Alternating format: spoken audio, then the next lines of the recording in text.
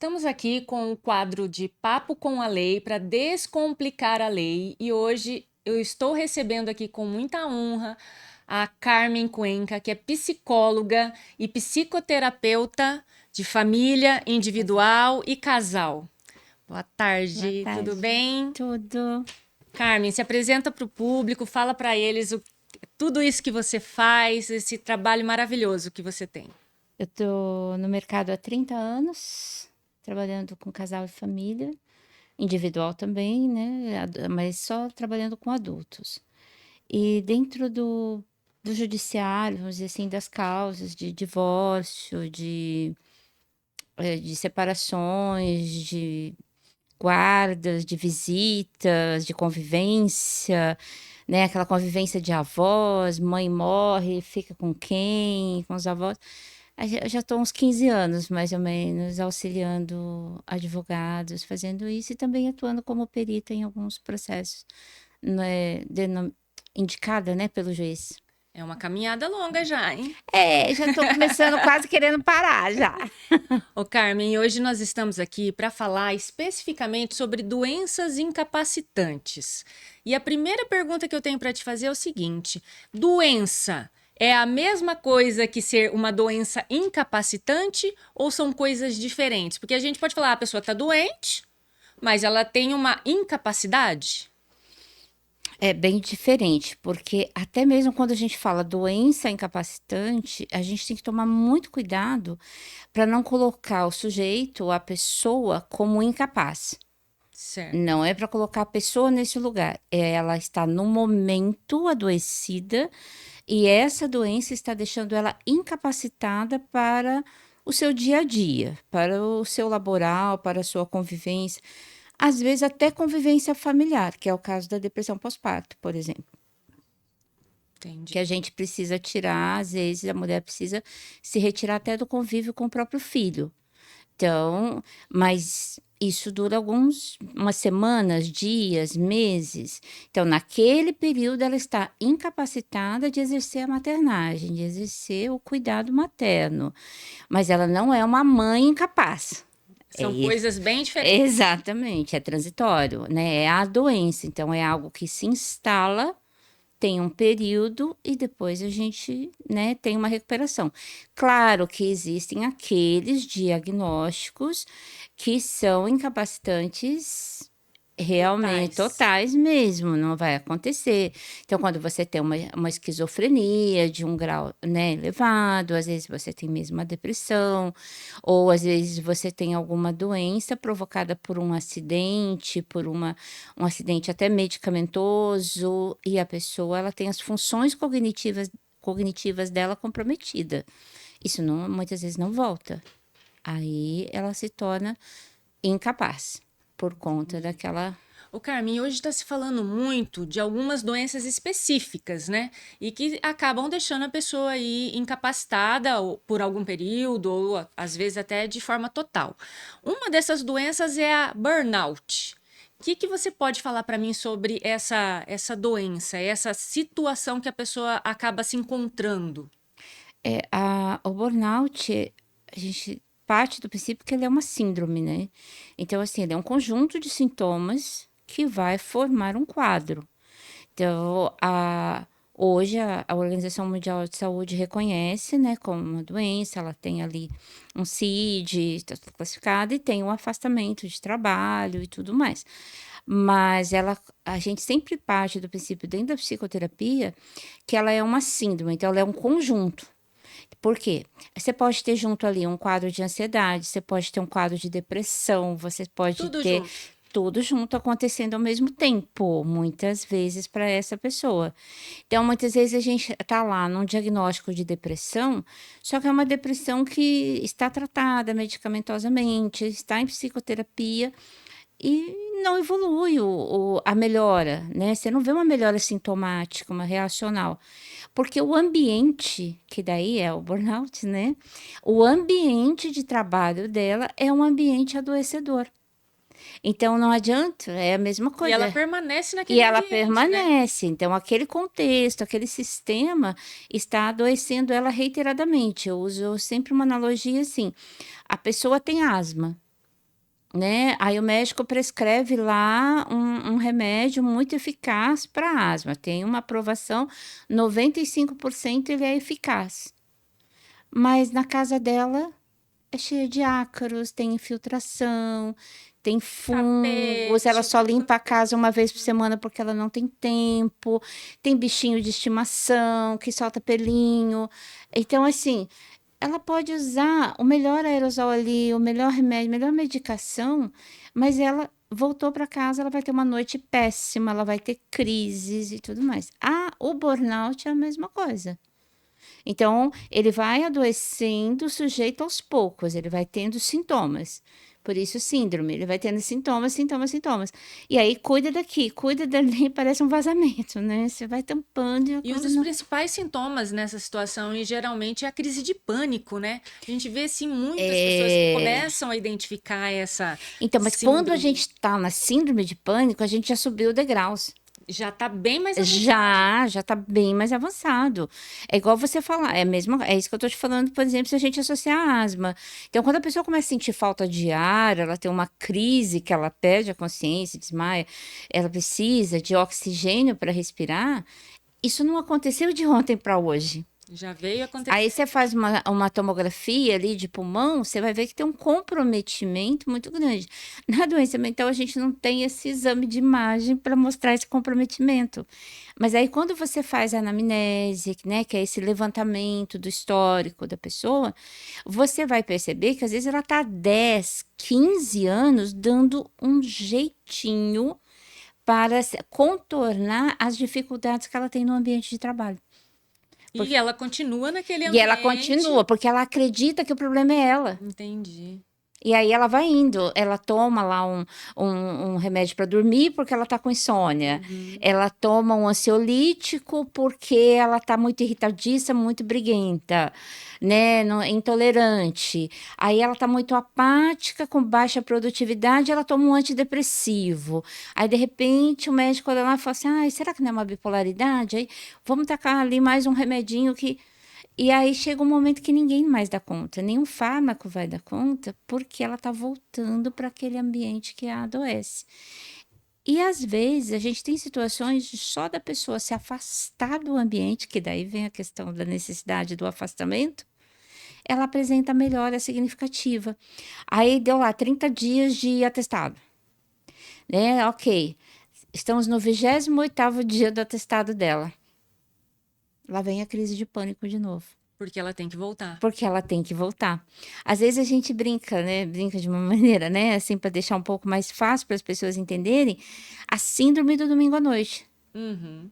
Existe muito. Muito. A pessoa tem urticária, ela tem insônia, ela tem diversas reações que né, a gente fala assim, começou o som da programação do domingo à tarde, acabou o jogo do domingo à tarde, a pessoa começa a ter uma sintomatologia, o humor dela muda.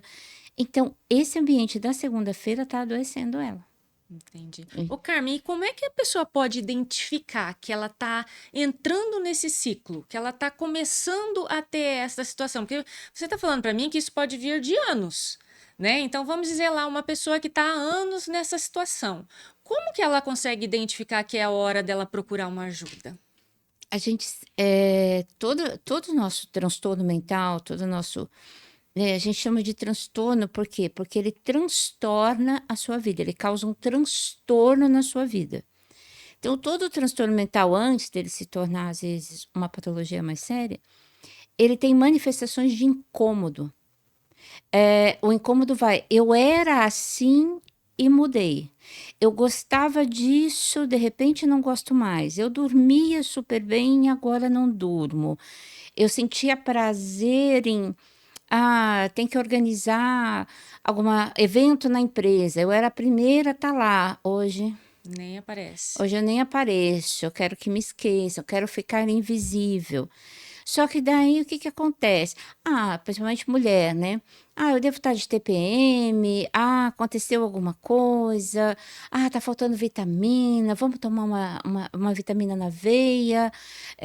Sabe? E daí ela vai seguindo, buscando alternativas e muitas vezes sem uma consulta médica.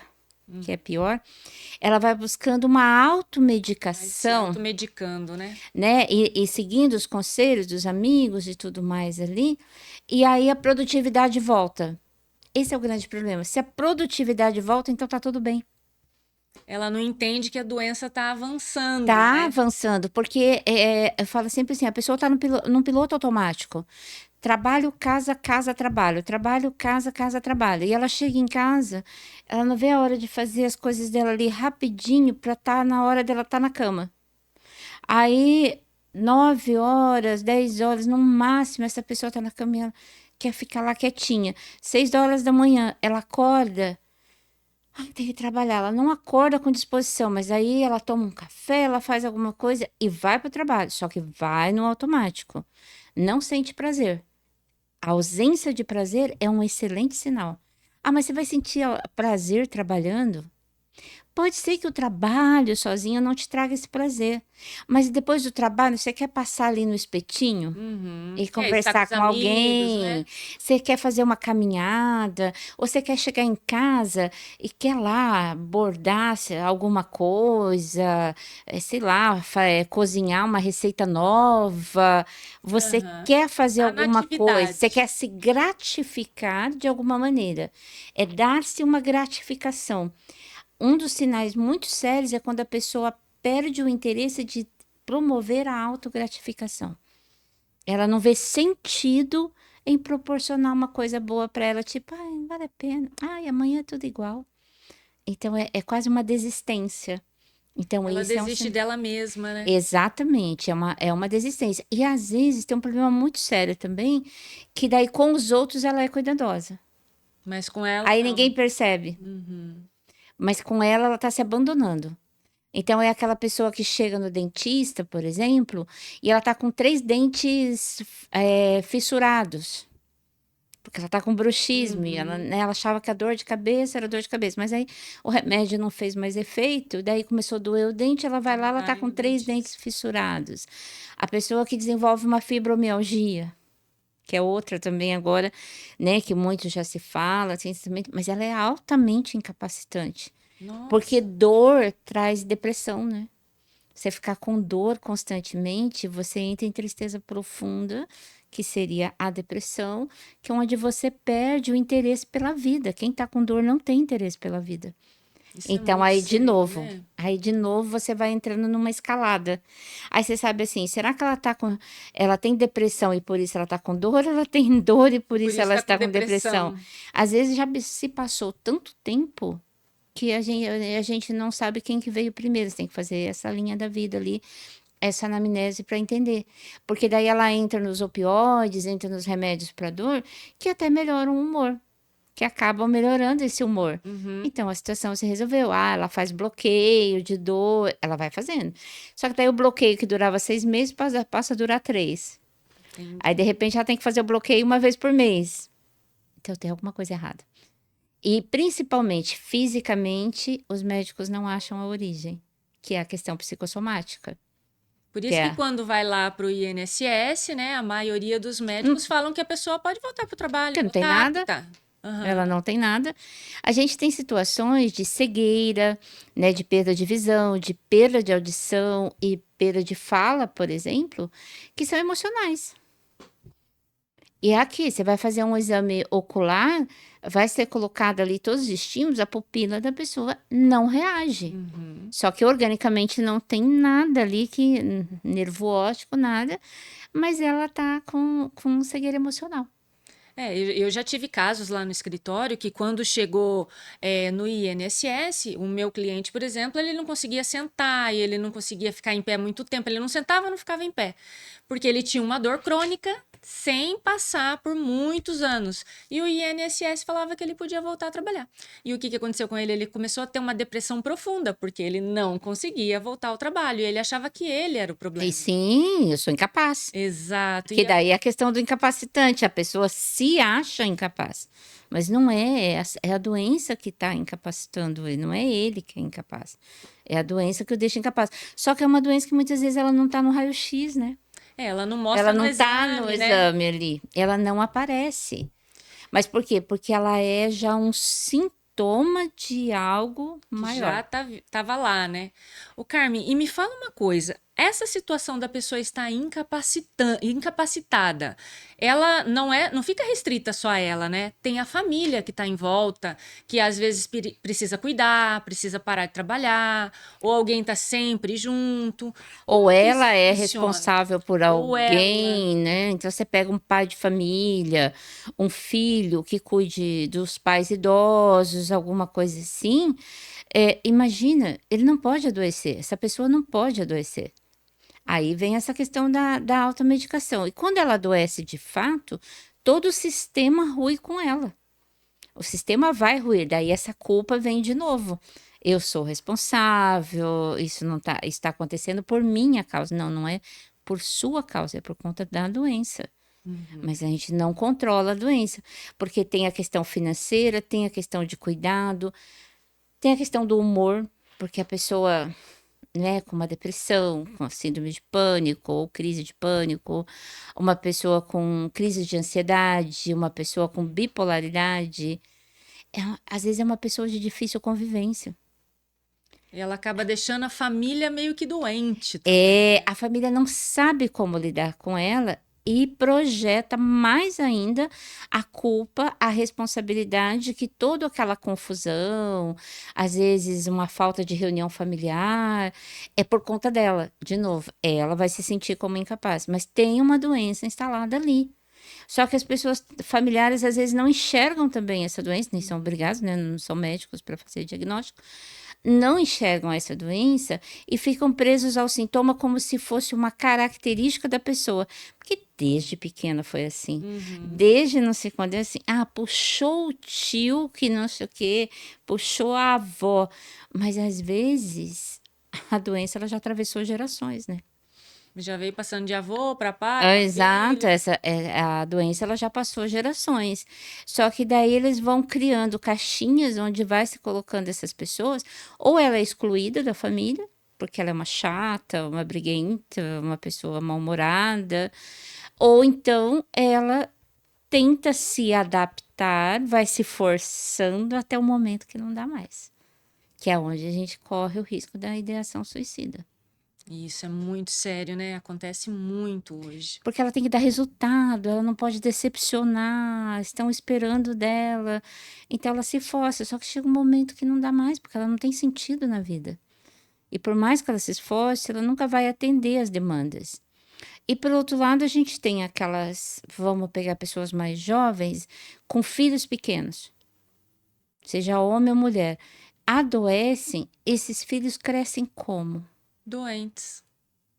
Porque a criança também tem um comportamento Uhum. imitativo. Ela aprende a reagir às demandas do meio de acordo com os adultos reagem às demandas do meio. Então a gente recebe, eu, né, recebo adultos no consultório que eles foram cuidadores dos pais, cuidadores da mãe, cuidadores do pai, que era depressivo, que ameaçava se matar, aquela situação toda. Então é uma criança de 7 anos que está fazendo sopa para a mãe, Nossa. porque a Já mãe vem está lá. ficando doente desde pequeno, né? Desde, porque daí acontece o que a gente chama de parentalização. A criança se torna cuidador de quem devia cuidar dela. E E hoje tem muito a isso. gente não tem como medir as consequências para onde isso vai. Porque as sequelas são assim inimagináveis que podem acontecer ali. O Carmen, e juridicamente, me fala uma coisa, hoje, na sua visão, né? Porque você já tem uma bagagem aí muito grande, principalmente nessa parte jurídica, né? Você pega muito desses casos. Como que o judiciário está lidando com essas questões, essas doenças incapacitantes? Na sua visão. De forma bem insensível, vou dizer assim, vou resumir assim, sem muita sensibilidade. Porque a gente tem de todos os tipos, né, então quando você está num processo judicial, às vezes você monta ali o laudo, né, faz todas as avaliações, e aí você está numa audiência. O juiz te chama para você ali, às vezes tem juiz que só pede laudo e não chama a gente, Uhum. Não quer mas ouvir. não quer ouvir. E tem um que te chama, você fala 5 minutos, você fala: "Tá bom, tá bom, tá bom, tá bom". Já entendi. O outro fala: "Ah, o que você escreveu aqui não entendi nada". Então, para mim, sabe, é uns comportamentos, assim, bem complicados. Por outro lado, a gente tem magistrados maravilhosos também, que chamam, falam assim: olha, dá para você melhorar isso aqui, para que a gente entenda, me explica isso. Ou então, no pedido, muitas vezes, quando vem como perícia, né, já faz assim: olha, eu quero isso bem claro, deixa numa linguagem, porque daí as partes também conseguem entender o que, Entender. né, o que está acontecendo ali, se tem outras pessoas envolvidas. E quando isso vai para uma perícia médica, às vezes, né, vai ter que passar por uma Aham. perícia, aquela questão toda, chega numa linguagem universal para todo mundo. Então, muitas vezes é advogado, é o próprio magistrado, a gente consegue alinhar isso. Raras vezes, Uhum. mas acontece. Mas na maioria das vezes tem muita intolerância com a questão da saúde mental. Ainda se usa muito o termo frescura, né? Que É, é coisa, né? in- E é uma coisa tão importante estar falando tanto sobre Gente, a isso. NR1 tá aí agora, tal, né? Mas ainda eu ouço de pessoas, seja advogados, seja magistrados, às vezes a gente ouve a expressão assim: ah, mas é frescura, porque agora tudo é doença mental. Ai, agora é moda. Eu falo assim, gente, não, é que agora a gente tem recursos para fazer um diagnóstico melhor. Da própria Organização Mundial de Saúde, né? Organizou ali os nomes, então a gente tem uma comprovação pelo CID, pelo DSM, que aquela doença, aquela patologia, ela existe de fato. E hoje, as empresas elas estão muito responsáveis pelas pessoas que estão trabalhando com ela, né? Você acabou de citar aí sobre a NR1. Fala um pouco aí para mim sobre o que vem aí dessa Então, NR1. eu não domino a questão da NR1, até porque eu não trabalho com a questão organizacional. Aham. Então eu fico só, eu já trabalhei muito, mas hoje não mais.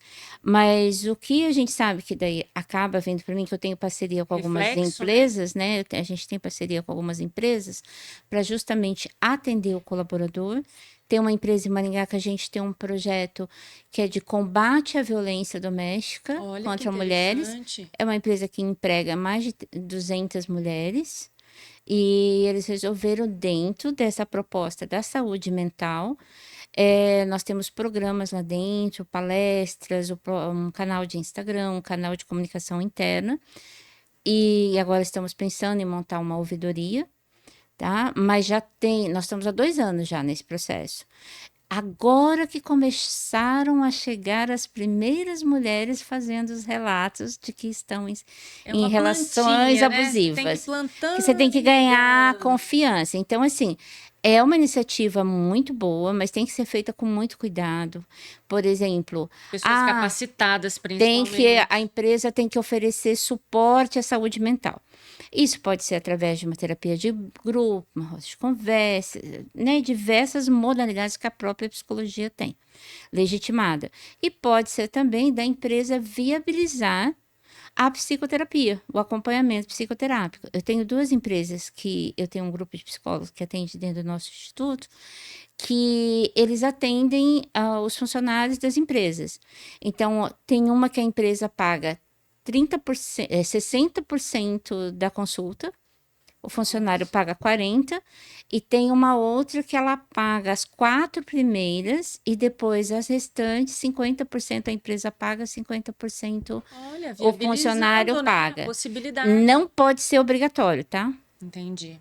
Você é obrigada a fazer. Não Uhum. é a Cada um tem empresa que que vai fazer. entender a sua necessidade. Exato, mas a disponibilidade do canal está lá, do Uhum. recurso está lá, e pelo menos nós trabalhamos dessa forma.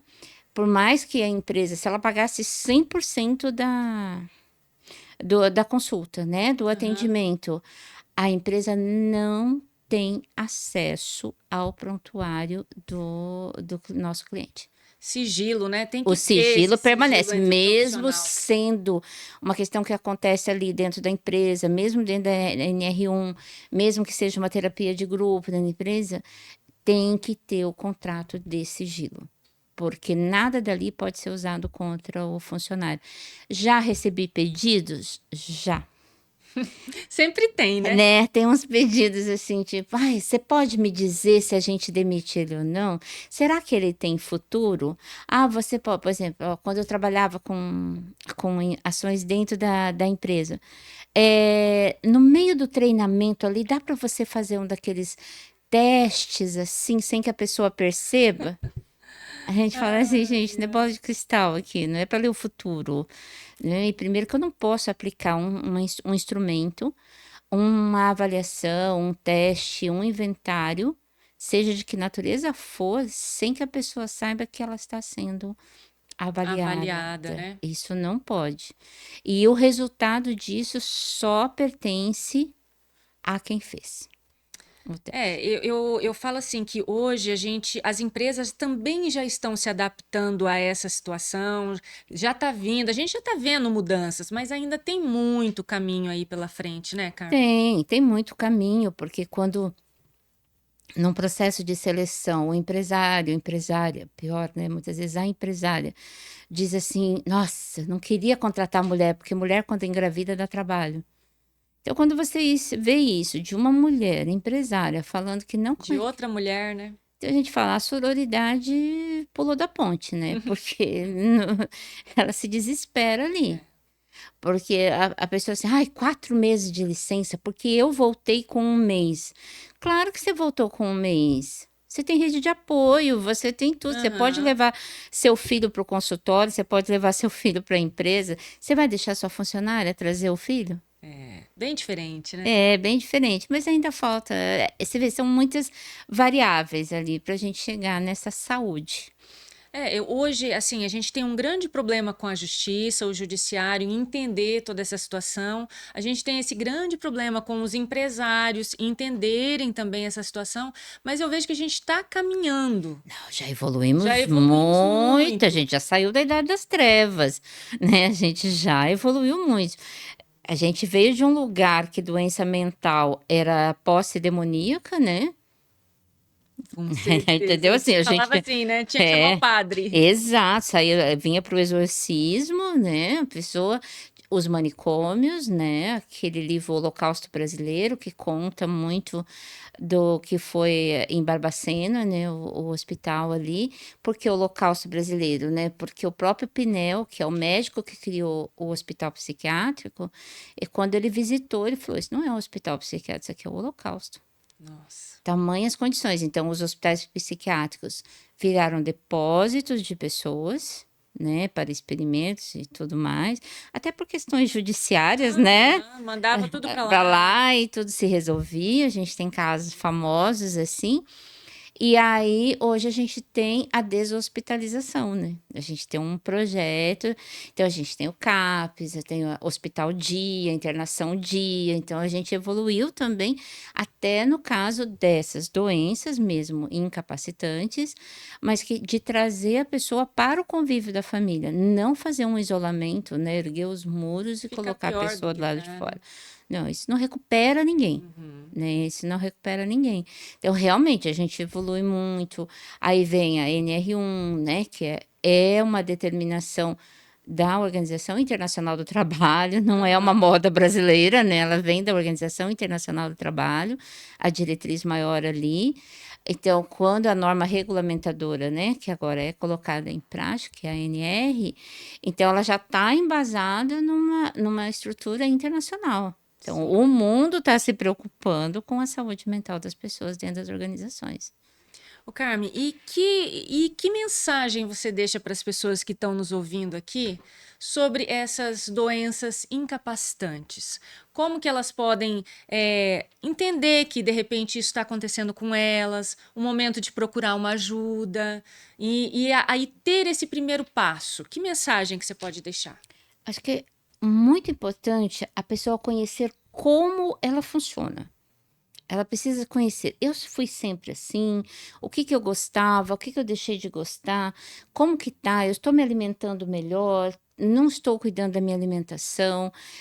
Automedicação, nem pensar, em nenhuma hipótese. Eu acho que nem para dor de cabeça a gente deveria fazer uma automedicação. E acima de tudo, a vida tem que ter sentido. Se você está perdendo o sentido, o prazer de fazer as coisas, sinal de alerta, corre buscar ajuda, principalmente se você entra no piloto automático. É, a pessoa acaba esquecendo dela e não consegue se olhar, né? Exato. Esse é um primeiro sinal, né? Você tá fazendo tudo no automático, tá sem alegria, tá sem sentido para a vida, quer que anoitece rápido, mas do mesmo jeito já quer que amanhece rápido pra acabar logo o dia. Tem coisa errada. Com certeza a gente vai ter muito assunto ainda para falar aqui com a Carmen. Ela vai voltar aqui numa outra oportunidade. Carmen, eu gostaria que você deixasse aí as suas redes sociais, seu telefone, para quem está passando por essa situação ou tem algum familiar que está passando por essa situação, alguém conhecido, né? Para que possa procurar ajuda. Exato. Eu tenho um canal, eu tenho um Instagram, né, que é hoje acho que todo mundo, né, usa o Instagram. Então é carmencuenca.psi, psi, bem facinho. Carmen Cuenca, acho que só tem eu ali. E, e ali, lógico que pelo Instagram a gente não vai resolver a questão de todo mundo, mas a gente consegue fazer orientação, encaminhar para colegas, inclusive, gente, a questão de encaminhar, a pessoa fala, ah, não tenho dinheiro para fazer terapia. Nós temos psicólogos que atendem sociais, nós temos 3 faculdades de psicologia, 4 faculdades que têm o curso de psicologia em Maringá, que oferece clínica escola, tem o próprio CAPS, a gente tem muitos lugares que Tem dá para buscar ajuda. estrutura. Tem. Nós temos muita estrutura para isso e temos muitos profissionais também dispostos a atender pessoas que realmente estão precisando. Então, procurem ajuda, a gente encaminha. Muito obrigada, pessoal, pelo nosso tempo aqui com a Carmen. E com certeza voltaremos aí numa próxima oportunidade. Até mais.